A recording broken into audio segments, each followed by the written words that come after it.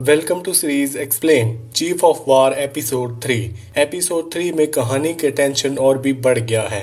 एक prophecy, United kingdom of हवाई बनने का सपना, लेकिन उस तक पहुंचना बिल्कुल भी इजी नहीं है। कयाना घर से 1 साल से दूर है, शिप पे रहता है ऐसे लोगों के साथ जो उसे पसंद नहीं करते। उसका एक ही मिशन है, गन्स लाना।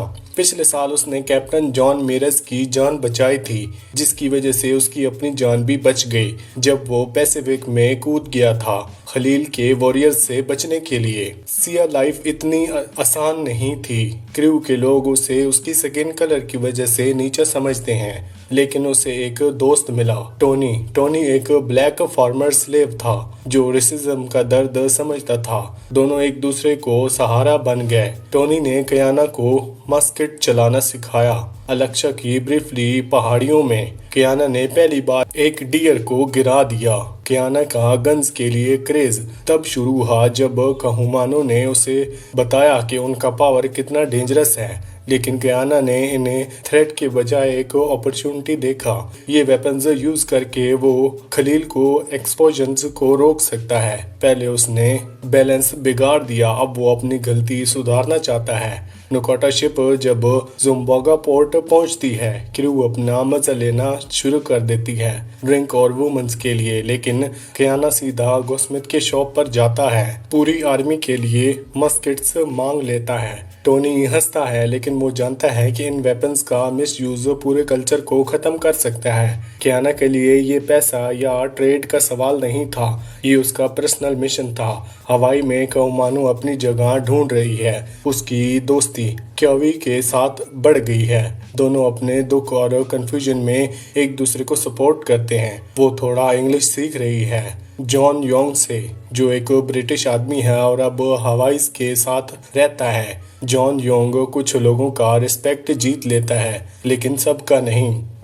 लीडरशिप की तरफ तब शुरू होता है जब वो एक टेस्ट इंडोरेंस देता है। पानी के अंदर बड़े पत्थर पकड़ के खड़ा रहता है जब तक सब हार नहीं मानते। ये ताकत उसके बीमार अंकल किंग कैनिपो की नजर से बचती नहीं। पुराना राजा समझदार है और जानता है कि हवाई को अंदर से भी खतरा है और बाहर से भी। खलील के लालच कभी रुकता नहीं और यूरोपियंस का खतरा लंबी रेस का है। कहानी पूरी बीमारी की वजह से अगला राजा कौन होगा ये जल्दी ही डिसाइड करना जरूरी है। मोको चाहता है कहमांडो की गद्दी संभाले, ना कि राजा का भाई कयावा जो हवाई हवा और केयरलेस है। काहोमेनिया अपने आप को थॉटफुल लीडर साबित करता है। वो सिर्फ युद्ध की तैयारी नहीं करता बल्कि आज का स्टॉक भी जमा करता है, क्योंकि उसने काहुमुशी की बैटल में बुक का नुकसान किया था। एक प्रोफेसी और मोको की बेटी का रिश्ता। कमिहुमा सिर्फ एक अच्छा लीडर नहीं बल्कि एक फ्यूचर किंग है जिसका जन्म एक भविष्यवाणी से जुड़ा हुआ है। मोको ने उस रात देखा था जब वो पैदा हुआ था। एक तेज चमकती हुई तारा आसमान से गिरी थी। मोको के लिए उसकी बेटी कहूमाना बराबरी का पार्टनर बन सकती है। कहूमाना हमेशा अपनी खुद की पावर्स पर विश्वास करती थी, लेकिन पुरुष प्रधान समाज में उसके पास पोजीशन नहीं थी। कहूमिया के साथ इन्फ्लुएंस यूज करके हवाई का फ्यूचर बदल सकती थी।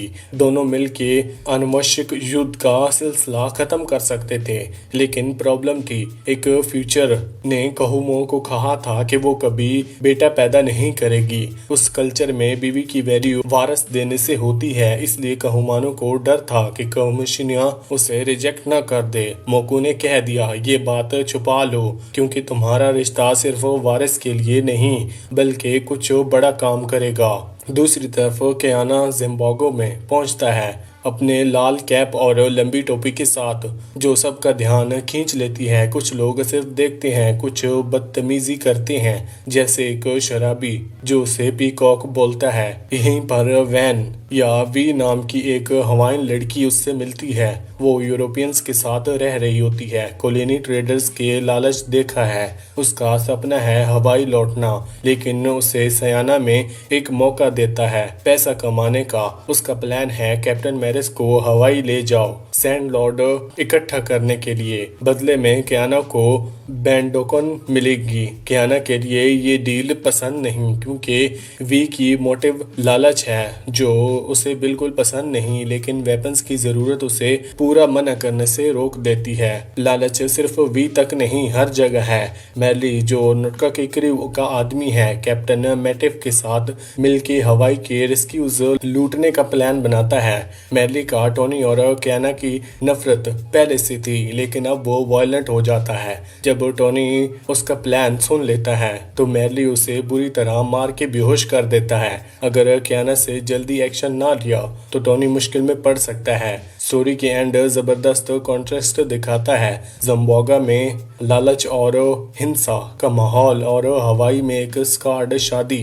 प्रोमेनिया की रात माही एलानी के नीचे कहूमुनिया और कहूमानू परामोशंस के साथ शादी करते हैं। पूरा गांव कापू सिस्टम उठना देखता है, वो पुराना कानून जो पीढ़ियों से हवाई में चल रहा था। शादी का मकसद एक वायरस पैदा करना है जो हवाई और मायुई को एक करे, लेकिन असली पावर मोकू की विजन में है। कमाऊ एक दिन रीजेंट क्वीन बनकर कापू सिस्टम तोड़ देगी और हवाई को एक नई सच के साथ बदल देगी। टोनी की हालत, मैरी का हमला टोनी को बहुत बुरी तरह जख्मी कर देता है। उसे बचाना कियाना के प्लान्स को बिगाड़ सकता है या उसे कोई बड़ी सेक्रीफाइस करनी पड़ सकती है। रॉयल्स अलायंस कहूमिया और कहूम की शादी एक पॉलिटिकल अलायंस बनती है और प्रोफेसी को एक्टिवेट कर देती है, लेकिन कहूमोनिया के बच्चे पैदा करने की एबिलिटी का राज कभी भी सामने आ सकता है। एपिसोड 3 का एंड एक परफेक्ट स्टॉर्म की तरह होता है। सब पीसेस मूव हो रहे हैं, लेकिन कोई गारंटी नहीं है कि वो लैंड करेंगे या लोग एक्सपेक्ट करते हैं। प्रोफेसी जिंदा है, लेकिन ग्रीड, वार और बेट्रेयल भी जिंदा है। इसी के साथ ये एपिसोड यहीं पर खत्म होता है। आपको कौन सी मूवी या फिर वेब सीरीज का एक्सप्लेनेशन चाहिए, हमें कमेंट सेक्शन में जरूर बताना। वीडियो अच्छी लगी तो वीडियो को लाइक करके चैनल को सब्सक्राइब लाजमी करना। Thanks for watching.